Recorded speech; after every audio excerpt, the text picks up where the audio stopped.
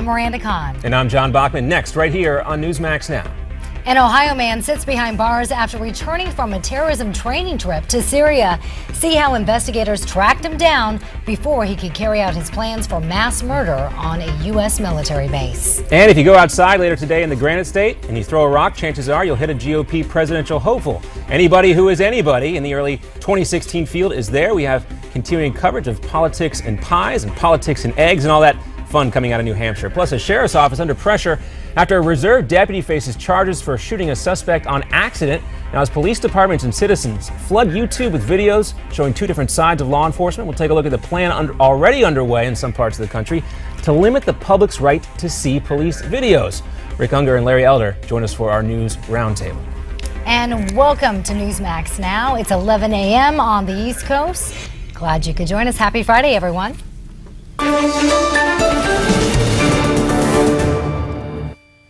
Well, happy Friday indeed, Miranda. Let's go ahead and get started. We'll start now in Ohio, where a suspect faces federal charges after being accused of plotting a terror attack. Prosecutors say Abdirahman Sheikh Mohammed trained with terrorists in Syria. He then allegedly had plans to launch an attack at a military base in Texas.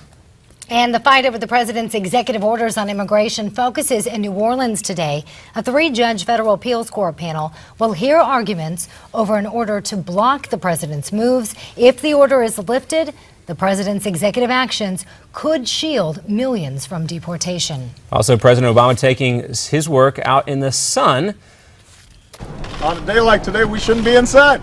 And of course, that's yesterday. The president signed the bipartisan bill, which is also Medicare reform, known as the Docs Fix. It permanently changes how Medicare pays doctors, and it ends the need for that fix that Congress has had to approve every single year for a decade. Now, police have also filed charges against a Florida mailman who landed his helicopter on the Capitol lawn. Doug Hughes could get 4 years behind bars for operating this unregistered aircraft and violating national defense airspace amid security questions raised by Hughes. Experts say the chopper on its own could not have done much damage.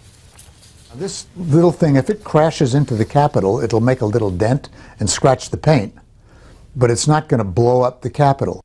That's our good friend Fred Russman right there. Hughes has been allowed to return home. Authorities don't say he's a flight risk, ironically enough. He will be meeting with Tampa authorities, though, every week.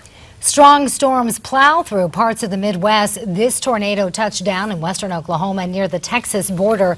There are also reports of others popping up in Texas and Kansas. No word of any injuries or damage. ESPN suspends one of its reporters for a week after a video of her rant goes viral. Earlier this month, the towing company towed Britt McHenry's car in Arlington, Virginia. McHenry became upset about it and proceeded to badmouth that clerk while trying to get her car back, and it was all caught on video. Yep, that's all you care about is just taking people's money. With no education, no skill set. McHenry also can be heard attacking the woman's education and appearance. She has since apologized on Twitter. A U.S. Marine who lost his right leg in an explosion in Afghanistan is ready to take on Mount Everest again. Charlie Linville is in Kathmandu now on his way to Tibet. His mission to climb the mountain using a pair of specially outfitted artificial legs.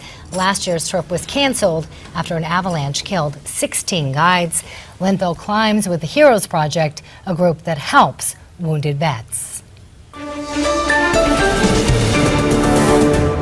we wish him luck as he attempts to summit Mount Everest, something I don't think I would ever try in a million years. Welcome in.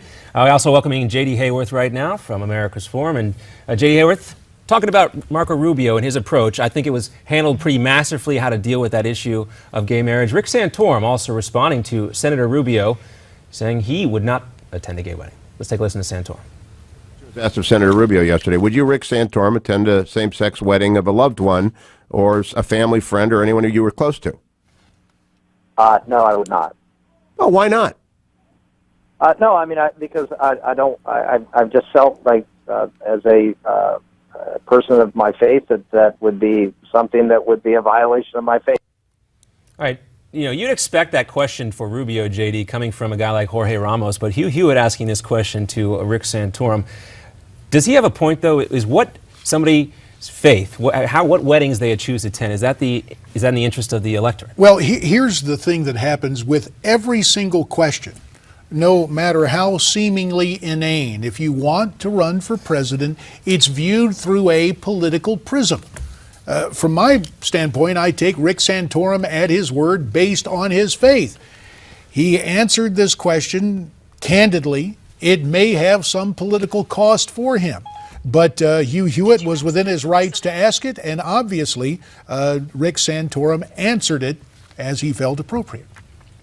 And that was not a response to what you were saying. I don't know what is the deal with Bogman? He brings me onto this program, and then he starts fiddling with his phone. That was Siri. Yeah. That was right, Siri. sure. Nah, Blame nah. Siri. I had a Pat, I I had a Pat Roberts moment right there. Thankfully, the song from Frozen did not play. But let's take a look at a poll, JD, from Bloomberg right here, which says a majority of Americans, then how they view sexual orientation now. It's now nearly 3/4 of Americans say sexual orientation should be protected from discrimination the same way race is. 18% said sexual orientation should not be protected the same way race is. What do you say? I think we've seen the triumph of a concerted campaign to change the perception on lifestyles.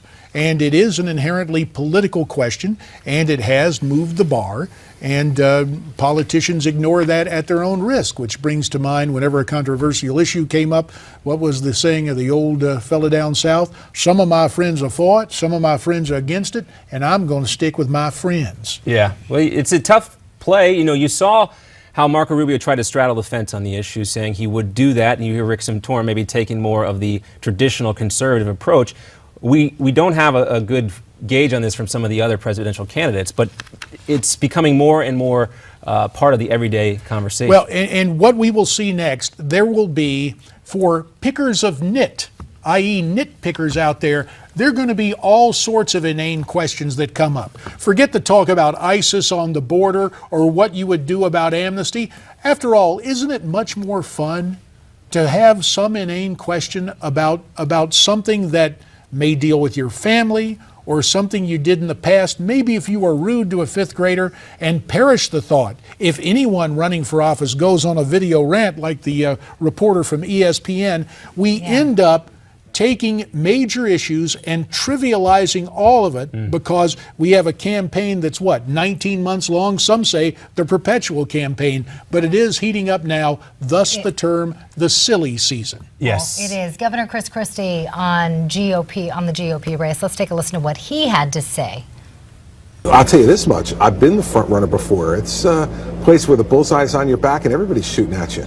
So that's okay. I'm fine with exactly where I am right now because I haven't changed. Because all that other stuff's artificial until the game really begins. And the game hasn't even come close to beginning. I have a question for you. Things have changed a lot now. You mentioned the ESPN reporter. How different is it now to be a candidate where everyone has a camera on them? Yeah, you have can't to do anything without someone everyone watching who you. runs, and we talked about this before, if you're going to run for office, but especially national political office, you need to have an advance team. We often have someone called a body man. That is a companion who is with you all of the time. In the new environment, there is not an unguarded moment to which you are entitled, except maybe within the walls of your own home. There is no more privacy when you're a public official or you're running for public office. Essentially now, everything is public, and it's something that people have to remember and keep in mind. And I disagree with something that Chris Christie said. I think the game has started. Oh, sure, it earnest. has. What has started, the other thing about Chris is, if you don't have the money to play, it's going to be a real uphill battle, and a whole lot of those Wall Streeters are going with other people who heretofore said they would cast their lot with Chris Christie. But we'll see. Yeah. Long way to go. Long way to go. And we'll be here for the entire way. And we got a couple interviews coming up. We're going to take a look at welfare reform and one proposal coming out of Indiana that might change your mind about drug testing and entitlements.